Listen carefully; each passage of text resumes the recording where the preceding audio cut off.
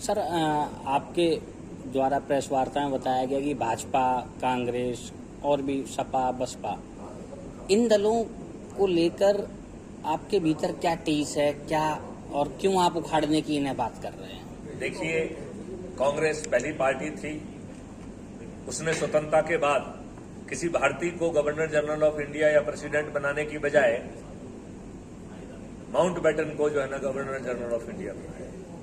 उसके पास एक ऑप्शन था कि पूरे इकोसिस्टम को बदलता, जो कि उसने नहीं बदला।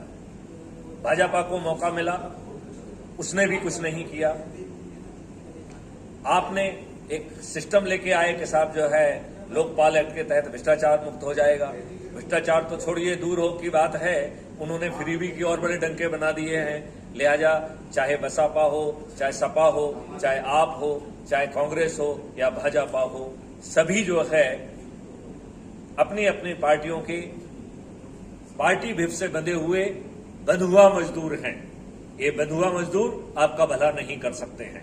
लिहाजा मैं आपसे आह्वान करता हूं कि 21 पार्टियां, जो छोटी छोटी पार्टियां हैं, जिन्होंने क्राइम फ्री भारत का समर्थन किया है, अब उनको जिताने का समय है। मैं ये भी प्रार्थना करता हूं कि इन 21 पार्टियों में भी यदि कोई उम्मीदवार दागदार है या कोई उम्मीदवार ठीक नहीं है तो आप उसको बिल्कुल वोट मत दीजिए, लेकिन इन बड़ी पार्टियों को भी वोट नहीं देना है।